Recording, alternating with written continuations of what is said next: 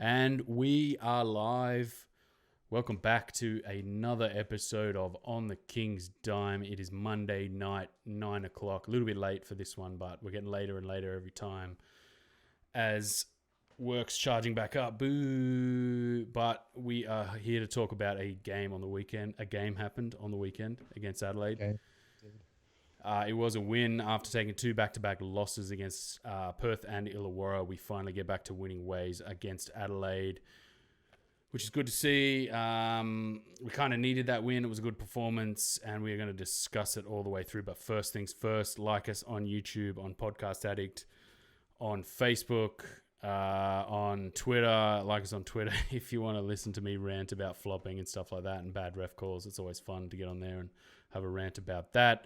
We do have a Patreon too. We're trying to get some funding for our hosting.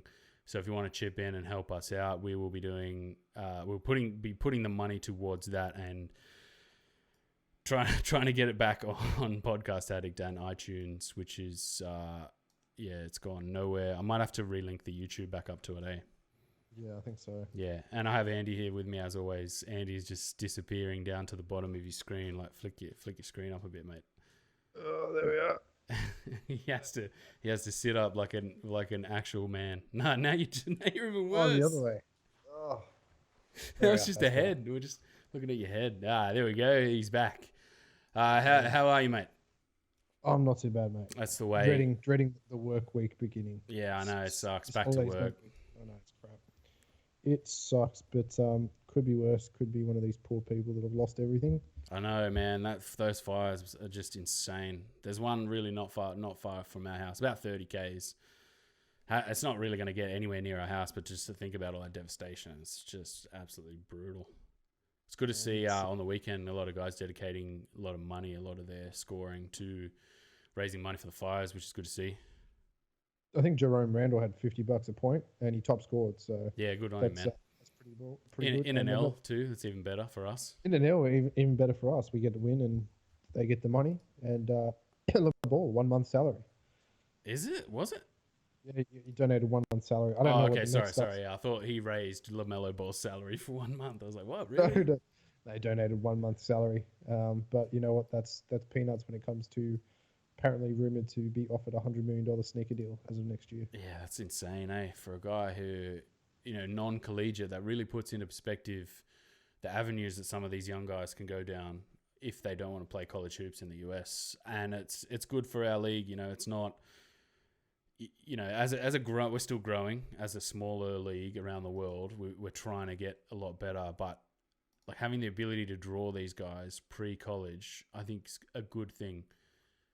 You know what I mean? Because if you look at Australians, you want Australians to go out as early as they can, like learn in other leagues, and then come back if they don't make it. Yeah, you do want that as well, but you also, we're getting some early second round draft picks, which are pretty good in the league. I think that should probably expand out. We're potentially getting a Tasmanian NBL team, which would also be very good. So the league is expanding, which would be nice to see. More potential for those guys and that next star program to ramp up, because the NBA is such chock-a-block now, and with even the NBA looking outside of America, we're getting a lot of the American talent come out here because it's better money than the G League often is. Although they're changing that, I believe in 2024 when the collective bargaining agreement comes up, there will be G League marquee players to try and keep some of those players over there. But hey, do you want to go and play in front of 25,000 people or 20,000 people, or do you want to play in front of 100 people at in a college arena? Or it's funny, the LeBron James high school league, LeBron James Jr.'s high school league has a higher average attendance than the Minnesota Timberwolves. Really? 17,000 to a game. The little high school game. Is it Bronny or Bron? Bronny. Yeah, I don't. My knowledge of the in-depth sort of memeology of the NBA isn't. I haven't been following Bronny or Bron or whichever Bron it is. He's 15, so it's not even like it's I actually did see him, but I did see LeBron James, to me, making a bit of a fool of himself on the sidelines, like just going crazy with his fanny pack and stuff. It just was weird. I was like, man, if that was my dad, oh jeez. Fanny pack and hairspray, just like filling in those bald spots. But to come back to it's if the US aren't sending their talent out for ability, you know what I mean? Like we send our guys out because the facilities around the world they're getting a higher basketball education. It's just an unusual thing for the US to send their guys out into a different system, but it's not about the highest education possible. Like it's good to see that they're drawing on lifestyle and salary and that. I think that can make us a really good prospect in terms of getting these younger guys to come out. And I like that too, like 2 years, maybe 1 or 2 years, and then just go back to the NBA and try your luck to get back into the draft. Like I like that as a strategy, and I think the NBL should really work harder to get more guaranteed guys to come and play in the league. Because there's Aaron Brooks was a next star, obviously not, but I don't think Illawarra have a next star. And then is there one other who's their next star? LaMelo. Oh, LaMelo. Sorry, not Illawarra. Taipans. Taipans, Kawhi, I think he is. He's not a next star. No, he's not a next star. But you know what I mean? Yeah. Like the whole, why does one team just not have one? You know what I mean? Yeah. Well, I think it comes down to... It's because I'm watching Illawarra and Adelaide at the moment. Well, Adelaide doesn't have one. I think it comes down to salary expectations. If they can get the players on the court. And, Sydney were lucky enough to pick up like a Didi Lozada. Breakers were lucky enough to pick up RJ Hampton. I think it's the luck of the draw. It's guys that are willing to take a bit of a punt. And it's also teams that are willing to draft and stash, where you'll see a lot of the guys drafted and stash in the G League. Some of the other guys are looking to take that out. And, we got lucky with Didi Lozada because they're like, well, go and live in Sydney, go and learn the language, and then play in that program as opposed to just sitting in New Orleans. Part luck, I think part savviness of Will Weaver and Marich kind of saw this as an opportunity. Like, I think it's probably 30-70 of luck, like 70% luck, 30%, hey, there's an opportunity here. Should we take this opportunity? And I think it's proven to be quite good. I don't know if Diddy's hit the heights that he showed at the start of the season. No, I don't think so either. But, I mean, there's some pretty good NBA alum or NBL alum in the NBA. James Ennis, Terrence Ferguson. Torrey Craig too. Yes, played a bit. So like there is that pathway and there is that ability. None of them are superstars per se, but they're rotational players, which is pretty good. It's still a sizable, solid career in the NBA. A guy like T. Ferg or Torrey Craig. Yeah, definitely. Now, pointless, meaningless banter out of the way, we should get on to this Adelaide game. It was a 91-77 win. Blowouts are back. It was good, but it didn't feel like a blowout. It still felt like they could come back into it, but it was a good win and solidly done by our good rotational players as well. I think Kickett had a good defensive game. Bruce handled the ball quite well.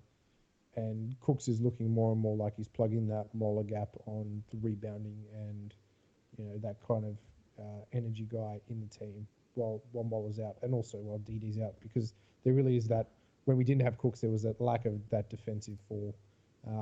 Because Newley's serviceable in defense, but he's not going to...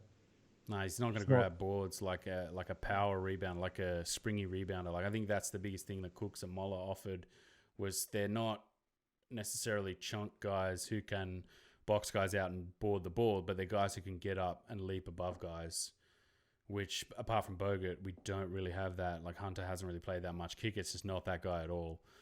Yeah. And I think it's plugging a pretty good gap. Defensively, shout out to that video I did. If you haven't gone and watched that video, after this, go and watch part 1 of our breakdown of our defensive issues that we're going to have going into the playoffs. I wanted to get that out a little bit early before the Adelaide game, but we had a pretty solid outing against Adelaide. So a few of those things kind of won't make sense after you watch an Adelaide game. But if you look at the clips that I've put together with Brisbane, Cooks played a little bit of 5 to tie it back to what we're talking about. Cooks played a little bit of 5 at the end of that game in crunch time too, and it looks pretty good, to be honest. I was like, ooh, this guy could actually play 5 if we really need a guy who can, track down his man and rebound the ball and block shots too. Like he's looked pretty good blocking shots. His timing's good. I mean, I think you're looking at him as a long-term solution of signing a multi-year deal with the Kings, and Kickett probably getting on in years, I would say. What's Kickett, 35 now? Yes, 36 maybe. I feel like we've looked at this before.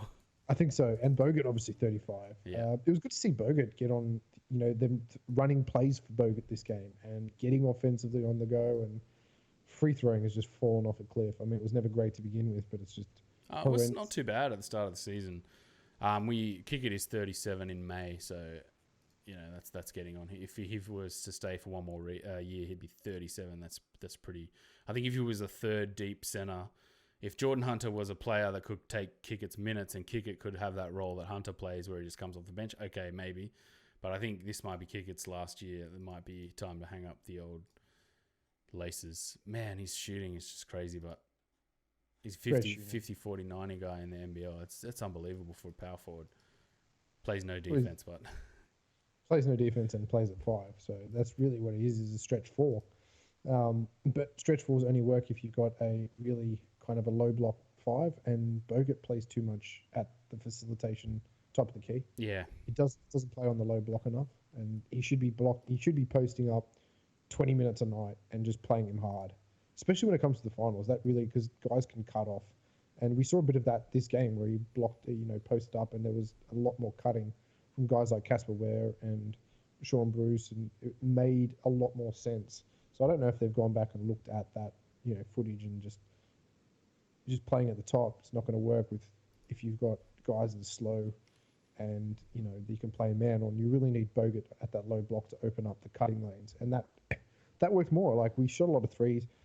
Casper Ware's looked terrible from beyond the arc, just jacking up shots. Yeah. Just not intelligent, and that's a real worry going into the finals if he's not efficient, because really you want to be efficient. Like, Newley had a great game, Cooks had a very good game, and Jae'Sean Tate's just the epitome of efficiency in this game. Yeah, it's almost time to break back out the on Jae'Sean Tate's junk podcast logo. Maybe if he has another solid night like this, then we'll break that back out. But I just want to talk about Bogut. A lot of my video is basically highlighting the defensive issues where he doesn't push up onto guys, and a lot of it is, gapping guys, letting guys shoot the ball. I was really worried actually when we were doing the last podcast about how Daniel Johnson was going to go in this game, and he didn't look very good at all. Like, he kind of was goaded into going down low into Bogut a lot, and that's where I feel like if you are not shooting the ball and you're playing against Bogut, that's where you kind of have, like, you're at a disadvantage if you're automatically just like, I'm just going to go down low and try and beat him. Like, you're already down 50%. Good luck. I want to see you make that strategy work. He didn't go to the 3 ball at all, DJ, at all. I don't think. I'm just checking the box score here. He had two threes, but it was low volume. Yeah, it wasn't like they didn't dial anything up. They didn't sort of ice us at the perimeter, which Brisbane did so well with Magnay. I was expecting that, but that didn't happen. They also nuked us on 2 out of bounds plays, absolutely identical out of bounds plays at the start of the game. Like, one was off camera, like they were still coming back from a replay. And they showed the replay of that, and then it was like about 30 seconds later, they're in the identical play for just a Drimmich layup, like coming in slant layup. I was like, the exact same play. Crazy. And then it kind of makes you just go, guys, like, how like at the start of the season, it was a real, like, this is a thinking man's team. Like, they're really, playing high level stuff here. But when you see 2 plays like that happen identical, you're just like, really, guys? Really? I think that is like, Lucas Walker was just yanked in the middle of this game from bad shots, bad defense. We really need to sink this rotation down to about 8 players. That's realistically what it needs to be, because we're playing 10, 11 guys deep. It's too much. It's too much to get that far, and I understand that that's probably warranted to reduce guys' minutes, but I want to see the end game in a couple of games before the finals. Maybe not, 2 or 3 games previous, but I want to see what end game is going to look like, because these kind of rotations in the final series, we're just going to get drubbed by Perth if we play Perth. Or I think we match up quite well against 4 through 8. It'd be interesting to see how we play against the Breakers, because the Breakers have been on a really good run.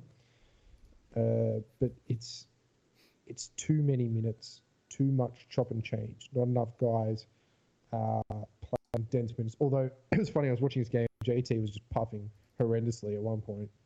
I've noticed actually a few times.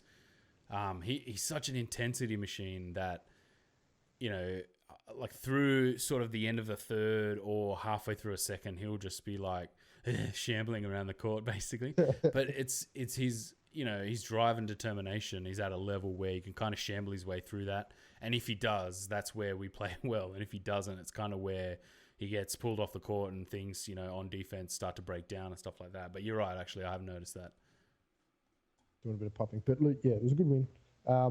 Nearly so much better just putting the ball on the floor and going to the cup. There's don't try and shoot from the 7 o'clock, 8 o'clock. Got to his corner spots, which was good. That was some bad defense and bad rotation defense.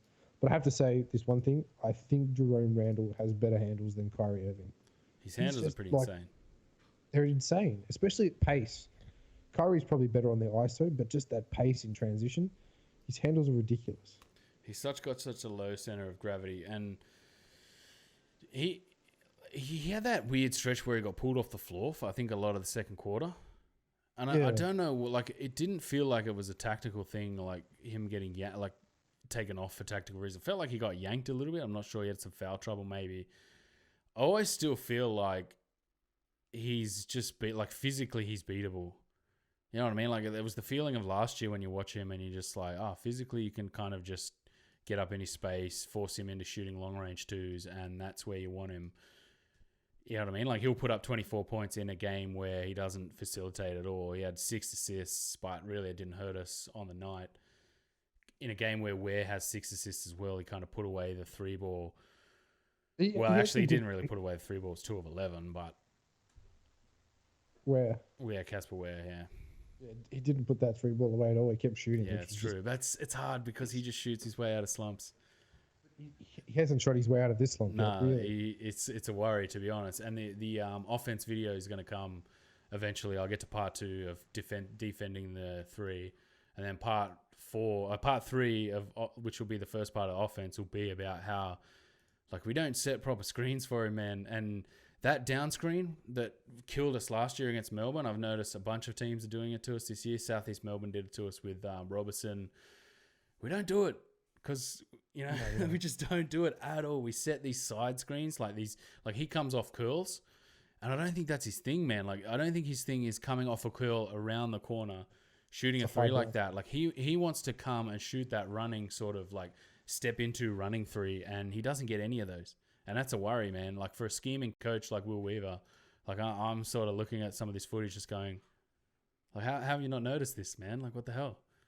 Yeah. And he probably has, but I think it's kind of those rotations where Kickett should really be setting those high screens and coming around on a really tight, but it's kind of like he has to pull people out. Whereas you look at other teams and they don't pull people out to set the screen's set in transition.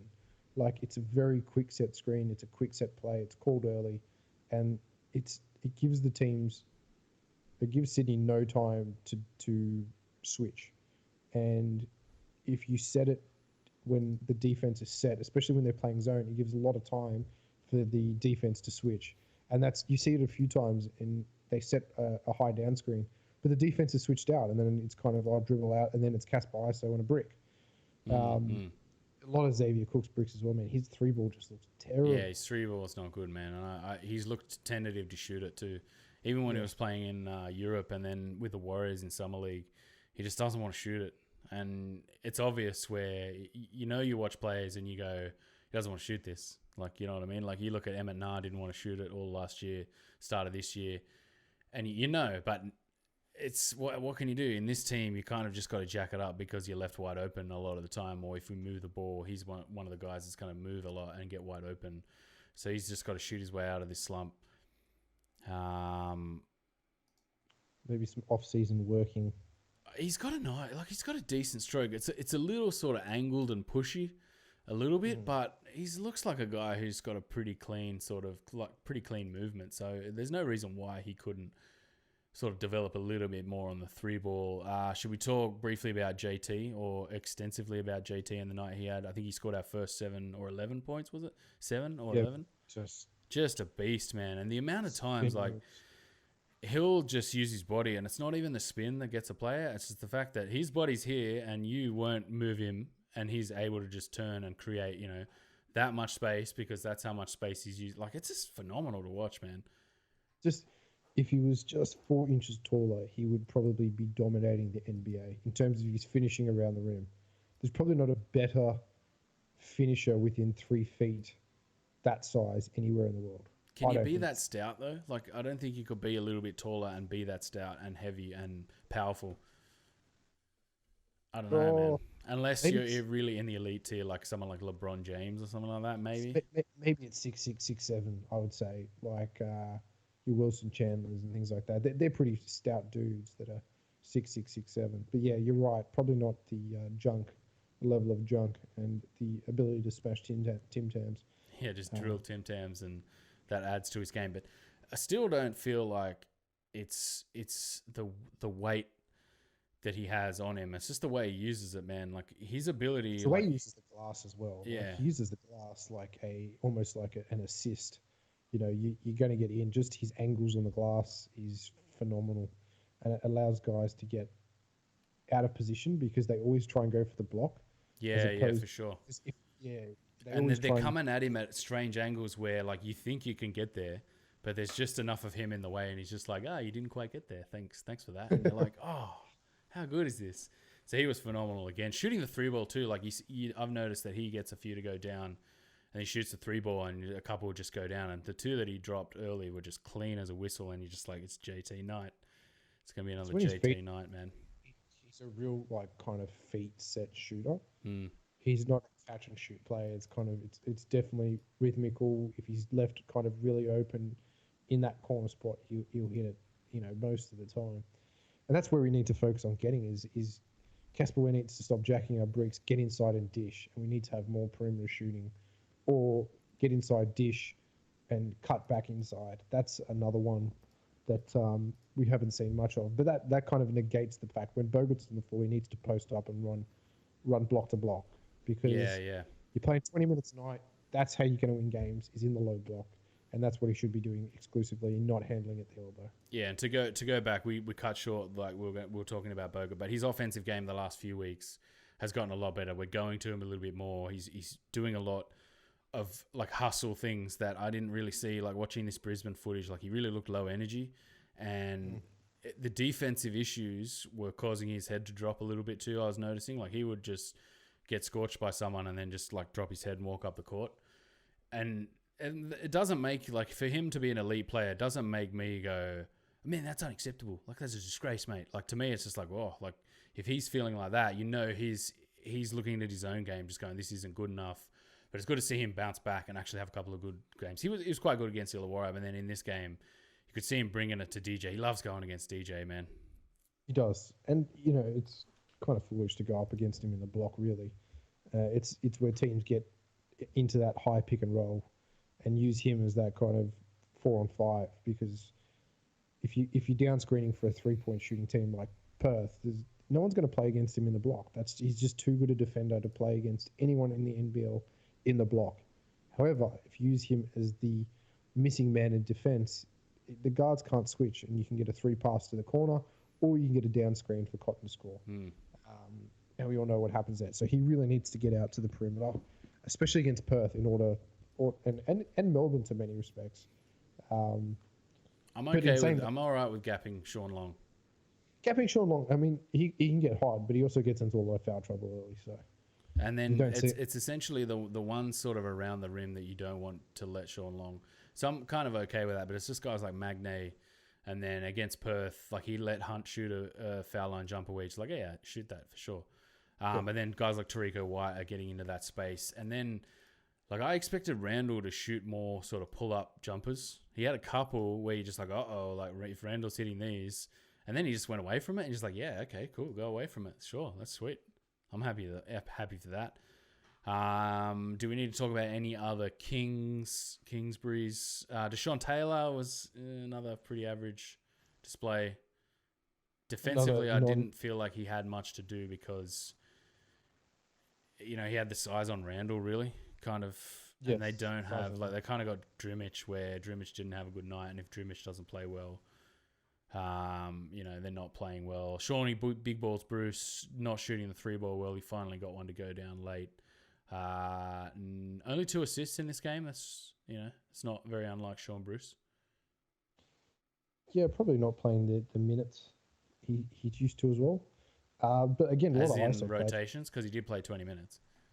Yeah, he did But play in the rotations where you'd get a lot of assists. He played in rotations, a lot of ISO ball, a lot of JT just getting to the post.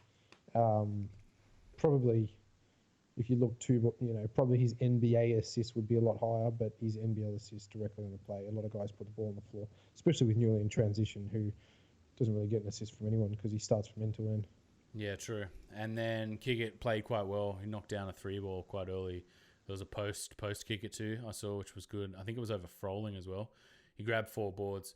It's important, like, I felt like Adelaide tried to sort of crash the glass, but they're not we crash the glass and it's really effective type of team. Like, I don't think they have the makeup. Like, Dito doesn't really want to do it. And then if you got, Griffin can rebound and Froling tries, but Froling's a bit more like just bundles into people and looks like he's fouling him. They're not bouncy fives. Griffin DJ kind of is, but I don't know. Griffin's kind of old school big too, where doesn't have the ability. Like, he doesn't have that, slick center type ability. He's more looking for the putbacks, I suppose, as opposed to the crashing of the offensive board and kick out. He's more looking at those tip ins. So you just see him sitting in the dunk spot in the low block, trying to get over Bogut and tip in, which he did a couple of times actually.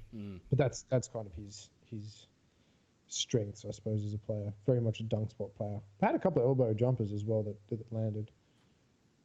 You kick it? Griffin, sorry, yeah. And then we saw, last but not least, we should say Banjo Talbot, development player, came out. Right at the end. Listed as a guard, 210 centimeters.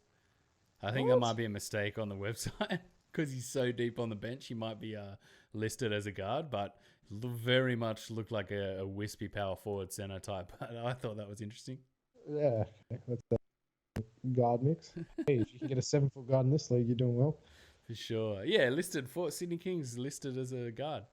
Profile, guard to number 25. I'm like, 210, he's a guard? Hectic. So I'd like to see a little bit more from him. That would be very interesting. Yeah, do you want to move on to MVPs?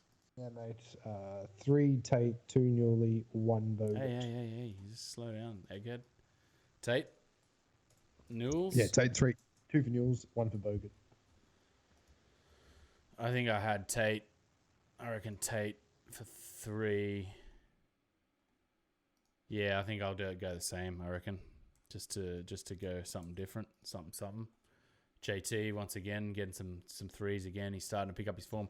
Do you feel like his form struggled a little bit over the last few games? Yeah, but I think they weren't really running plays for him. He wasn't getting opportunities in the low block. I think there was a lot of outside, a lot of threes, man. He's not a 3-ball shooter. He's the kind of, you need to get him in the right spaces and backing down. And I think they were just jacking up shots the last few games. Yeah, got fallen in love with the 3-ball, and I felt in this game they just didn't do. They were like, all right, we're going to go to JT early, and he got rolling, and then it's like, oh, all these avenues have started to open now because we're going in different directions. We're not just falling in love with the 3-ball. There was one thing I did want to mention, but it's gone. It's disappeared out of my brain. No, it's gone. Oh, I did want to say the upcoming raft of games to end this season. We should say that we were planning on doing a half-season review, but Christmas came along and we've been really busy. We haven't gotten to that. We'll try and work something out where we can do a little bit of a review, maybe at the end of the season or something like that. Yeah, maybe end of season, because I definitely think that how many games do we have to win to guaranteed postseason? So right now we're playing the Taipans. We're at New Zealand. We're at home for the Phoenix, at the Hawks, at home for Melbourne, at Perth, and at Phoenix, at home for Hawks to finish the season. So that's 1, 2, 3, 4, 5, 6, 7, 8 games to go. And how many? We're 5 games in front of. I believe we're 1 game in front of Perth. And then 5 games in front of third. We are 3 in front of Melbourne, who has 11 wins. So we got 14, Perth 13, Melbourne 11, Taipans 11. Is it wins or losses that they go on? Losses? Wins? Yeah, wins. So well, we're 3 ahead. So we've got to win 5 more games to be really guaranteed that postseason. still tough. Yeah, Still it's gonna be a little bit like last year where we have to actually, we have to do it ourselves. You thought after that start, you're like, yeah, we're just going to cruise into the postseason, blah, Yeah. blah, blah, and teams just keep creeping up. But I like that. I feel like this team last year went into the postseason sort of. It was right there. You just have to win 3 games, and it's yours. And it kind of was like LWL, and you were like, that set the tone. You know what I mean? Like it just went. It was right there. All you needed to do was grab it, and you didn't grab it, and then you was like, whatever, and it kind of set the tone for that finals. They're all injured. They're all injured in that game. I like this team has to go into the finals like making sure they get home court. You know what I mean? It's a good target for this team to achieve. Now we should go to week predictions. Yeah. As 36ers just got up. Sweet. 4 points for me. Dirty. And the first game of round 15 is New Zealand at Cairns. I'm going to go the Breakers, man. Breakers at home. I think they're 3 or 4 in a row or something like that. The Breakers. Yeah, I'm going Taipans. I'm riding that Taipans train all the way home. Because I was one of the ones at the start of the season who was kind of like, yeah, I like this Taipans team, man. I could see if they kind of put it together, this team could be pretty dangerous. They have a 3-man combo too that is pretty good against us. Would be pretty good against us if they fight. Okay, Perth Wildcats at the Illawarra Hawks. Yeah, Wildcats. Cats. Bloody, this game again, man. The Hawks not going to Blanchfield at the end of games. I'm like, are you serious? Look, the dude's hot. Like, why are you not going to him at the end of games? Then Cairns come all the way down to Sydney to play against the Sydney Kings. Yeah, we're going to Kings. Yeah, I'm pretty happy with, I think they have to play, they're at home rather against the Breakers and they have to come down to Sydney. I'm all right with that the next day pretty much. I think the Kings will win that game. United at the 36ers. 36ers. 36ers, ooh. I think they're going to bounce back against a better team. I'm going United. Just quietly. Okay. Sorry to cut you off there. You were saying about 36ers? No, I think they've got to test themselves against a better team, obviously being the Hawks. But, yeah, I think they'll be keen to prove themselves. Then we've got Brisbane at the Breakers. Brisbane have kind of got a bit of a roll going, haven't they? They've won a few games. Brisbane are win-loss. Loss. They will lose to the Breakers. They will lose. Man, that's because I think they're 5 in a row, the Breakers at the moment. Their last 5. Ride that that wave. would be 7 in a row. Can you see that happening? 7 in a row? Yes. I'm going Bullets. Riding that wave. Riding that wave. I'm just going contrarian just so I can try and pick up some points in blind hope and faith. And then we got Southeast Melbourne at Illawarra. Yeah, Southeast Melbourne. The Southeast Melbourne train has just come grinding to a halt. They had a little bit of this at the start of the season, didn't they? They lost, win, lost. I think they had a 5-game skid at the start of the season too. The old Southeast Melbourne. Yeah, I'm going Southeast Melbourne as well. And that rounds it out for the week. It's another short week, which is good. Short week. Preview. Cairns should we talk about this Cairns Taipans team that we are both quite high on? I like this Taipans team, man. They're good. I think that Kouatnoi is I think fantastic. He's been out, though. I think he's been injured, Noi. Has he? I think so, yeah. I feel like he's been out. I've watched every game. My recent memory is so bad.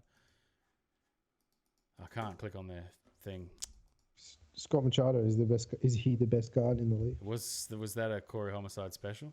It was, I think so. Yeah, I think that's why you're saying that. I am. Is he? No, Corey Homicide thinks he is the best guard in the league. But is he? I'm asking you. Based on Casper's current form, he is. I think so. I don't know. I think he You'd has. have to say Bryce Cotton is the best guard in the league. Yeah, I think so. Yeah, I think. But if you categorize it in who's the best scoring guard in the league, I think it's Bryce Cotton. But I think where Machado it sets Machado apart is that he's got that dime game when he wants to dish out dimes and assists. Whereas I don't know if Cotton and Casper Ware have that there. Like that they have it. They have try it on. We'll try it. But I feel like Machado has that. He can just pull that out at any time. Just dish up a few dimes. Late game, Machado's had a few where you're just like, whoa. Don't know if I like this at the end of games. Like some bricks and some bad fouls. A couple of bad turnovers in the other night against Brisbane. So I don't know. I don't see Machado as a guy who's unflappable. You know what I mean? And Casper's a guy who likes to sort of get in people's faces if he's feeling it. But the way Casper's sort of playing at the moment, I'm not seeing him magically find something to break the shooting streak. I feel like he's just gonna have to keep shooting it. Yeah, I just don't want him to do that. I think especially against Cairns, you're going to need to put the ball on the floor. You're going to have to get it to Bogut in the post.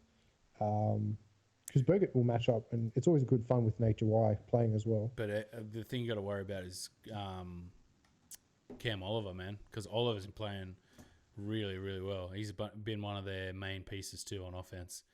Well, you'd probably have to. It'd be a Bogut Jawai kind of mix, and then you'd think that Xavier Cooks needs to go on Oliver really as this, because Kickett's going to be no good stepping out to Oliver. It's really going to have to be a slighter big man stepping out to him, running him off the line and getting him out of the mid-range, because otherwise he's just going to kill us.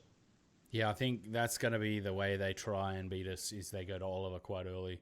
Loves to dunk, loves to shoot the three ball, so maybe that's another way to kind of ragdoll the Sydney team, where you're just he's shooting threes, he's inside, he's running off pick and roll. That's I've noticed in the videos I'm doing, is teams that can throw three different things at this Sydney team have a lot of success where we're doing this, and then we're going to this, and then we're coming over here. And Sydney's also always a step late. Oh no, we've got to bring Cooks out. Oh no, Bogut's got to step up, and then he blows by him. So it'll be interesting to see. This is I think a pivotal game in seeing the health of where this team is really at.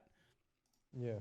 Because if you look through, New Zealand is a pretty winnable fixture, although they're on a run. The Phoenix, you would think, we've had a lot of success against them, and they don't have a big man that can play against Bogut. The Hawks are kind of just, they throw everything at us. Melbourne's a team where you would hope that the guys are up for it to play a high-quality game, and then Perth before the end of the season, which is Phoenix and Hawks to finish the season. I think this game against the Taibans is one of the more important sort of pre that little stretch health check. If we can beat this Taibans team, I feel like it's going to go a long way to sort of go, right, we have the confidence now to beat this, take on this Illawarra, Melbourne and Perth stretch. Well, that way, and we're also 3 more games away from claiming that postseason as well, which we really need to do early on so that we take a full advantage of home court advantage. Yeah, we definitely need that. Because Sydney does not play well away from home sometimes. Sometimes. It's 50-50. Yeah, it's a feeling thing too. You know what I mean? I feel like it's a feeling thing where you go, oh, it's not looking good for the Kings here. You know what I mean? And they're away from home, and the arena's rocking, and then it's they don't dig themselves out of these holes. You know what I mean? It's not necessarily, I don't know if you could put the stats to it, but it's just a feeling thing you get sometimes with this team that there's, oh no, we've lost a game. Sorry, boys, we've lost a game. We'll get the next one type of thing. We also want to see Lish and Didi come back, and then I don't know if there's enough games really for them to bed back in. Moller's back in February. That's getting pretty close to the end of the season. Yeah, where do you fit Moller in this? Well, I suppose we can talk about this next week. Or where do you fit these guys in? Where are they going to come back? Because we've essentially got a Moller clone in Cooks. Exact same. Do you just switch one for the other? Play them at power forward or like an oversized small forward and just play Brad Newley at 2-guard? Slasher? I don't know. I think... I don't know, to be honest. It'd be interesting. You play Cooks at 3, Moller maybe a shooting guard, but then you just lack scoring. Or you play Newley at shooting guard, where you kind of that's kind of get in the way offense, really. If you're relying on Newley to drive the ball and score, that's kind of where you want him rather than shooting the ball. And then you kind of can't really play kick it, unless you just mainly play Cooks at 5, which is where, I don't know, I feel like against the smaller teams, we can get away with it. But against Melbourne or Perth, I don't think you're going to see significant minutes from Cooks where you're going, wow, like this is an acceptable level of he's playing centre. You know what I mean? I think you're going to just throw him at a team and go, oh, I hope this works out. And if it does work, you're like, oh, sweet, it worked. You know what I mean? Yeah. Indeed. Anything else about the types? No? No. That's it on the types. Let's plug Aussies taking over the NBA. Yeah, going gangbusters. That's it, mate. We're going well. So remember to like, share, and subscribe. If all things NBA, Dante Exum, highest point scoring game of his career. Phenomenal highlight reel. Go and watch it against the Timberwolves. That happened earlier this morning. 11 from 13 from the field, 4 from 4 from 3, and literally brought this game single-handedly back into a Cleveland lead. And then they yanked him off the floor because they remembered they're tanking. Yeah, and it's Cleveland, and it's like, who cares? Exactly. Joe Ingles quietly is playing well too in the US. That's good. Good to see. And Patty Mills, the Spurs are struggling, which is kind of weird. We haven't seen that in a long time. Yeah, they're hovering around 8th spot though. Still hovering in that playoff spot. And then anything else we need to plug? There's not really much else. I'm going to work on the second part 2 of the video of defending the 3-ball this week. So if you haven't watched that video, go and watch our part 1. I'll put I'll put a link in the video that we like the upload that I do now to go and watch that.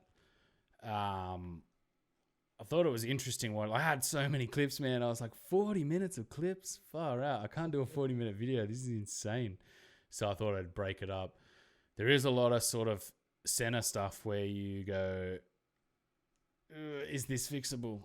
I don't know, man. A 35-year-old Bogut, he's not a young man. There was one where Jordan Hunter just drops his mouth guard and just like, great defense, JH. Nice. Far out. Crazy stuff. And then, yeah, will we try and get out our half? No, we'll just abandon the half-season review.